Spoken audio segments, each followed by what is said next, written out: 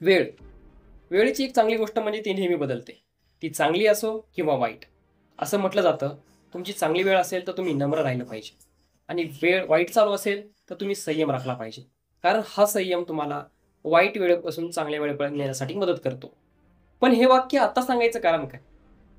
कारण आहे दिल्ली कॅपिटल्स विरुद्ध लखनौ सुपर जायंट्सचा सामना.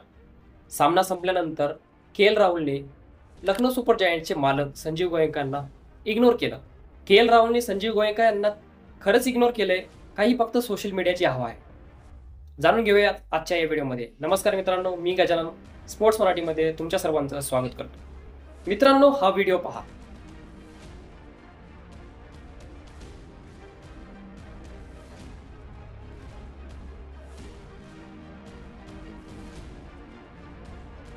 हा व्हिडिओ एवढा का व्हायरल होतोय याचा संदर्भ जाणून घेण्यासाठी आपल्याला थोडं मागे जावे लागेल.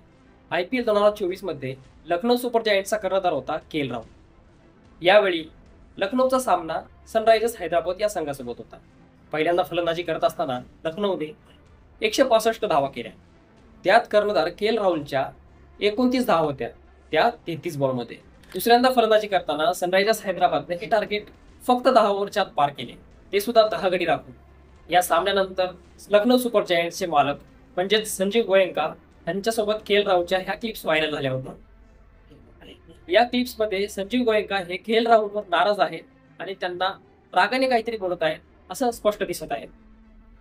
ह्या क्लिप्स आणि फोटो व्हायरल झाल्यानंतर सोशल मीडियावर चाहत्यांनी संजीव गोयंका यांना चांगलेच फटकारले. आजी माजी खेळाडूंनी टीका केल्या. ज्या गोष्टी ड्रेसिंग रूममध्ये व्हायला हव्यात त्या मैदानावर घडायला नकोत, अशा सर्वांच्या प्रतिक्रिया होत्या. IPL 2024 नंतर के.एल. राहुलला लखनौ सुपर जायंट्स संघाने रिलीज केले. यानंतर IPL 2025 साठी के.एल. राहुल दिल्ली कॅपिटल्स संघात सामील झाला. IPL 2025 साठी दिल्ली कॅपिटल्स संघाने के.एल. राहुलला कर्णधारपदाचीही ऑफर दिली होती, पण संघात नवीन असल्यामुळे के.एल. राहुलने ती ऑफर नाकारली आणि दिल्लीचा कर्णधार झाला अक्षर पटेल. 22 एप्रिल 2025 रोजी एकाना स्टेडियमवर दिल्ली कॅपिटल्स विरुद्ध लखनौ सुपर जायंट्स सामना झाला. या सामन्यात के.एल. राहुलने नाबाद 57 धावा करत 8 गड्यांनी दिल्ली कॅपिटल्सला सहज विजय मिळवून दिला.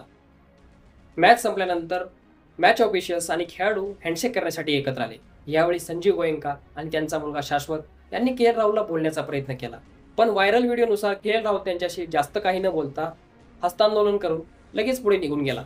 जणू काही त्यांनी त्यांना इग्नोरच केला आहे. या घटनेचा व्हिडिओ सोशल मीडियावर तुफान व्हायरल झाला.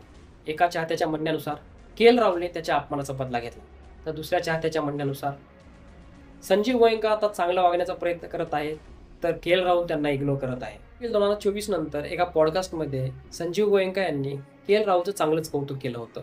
शरीफ आणि प्रतिभावान खेळाडू अशा उपमाही दिल्या होत्या. पण आता प्रश्न असा आहे, के.एल. राहुलने संजीव गोयंका यांना मुद्दाम इग्नोर केला आहे की हा फक्त आपला समज आहे? एका चाहत्यांच्या म्हणण्यानुसार के.एल. राहुलने त्याच्या खेळीने संजीव गोयंका यांना त्यांची जागा दाखवून दिली, पण दुसऱ्या चाहत्यांच्या म्हणण्यानुसार के.एल. राहुल घाईत असल्यामुळे लोकांचा हा गैरसमज झाला आहे. पण तरीही चाहत्यांना असं वाटतंय की IPL 2024 ची ती घटना के.एल. राहुलच्या अजूनही मनात आहे. तर मित्रांनो, ही आहे त्या व्हायरल व्हिडिओ मागची कहाणी. मित्रांनो, तुम्हाला काय वाटतं? के.एल. राहुलने खरंच संजय गोयंका यांना इग्नोर केले का हा फक्त समज आहे? आम्हाला कमेंट्स करून नक्की कळवा.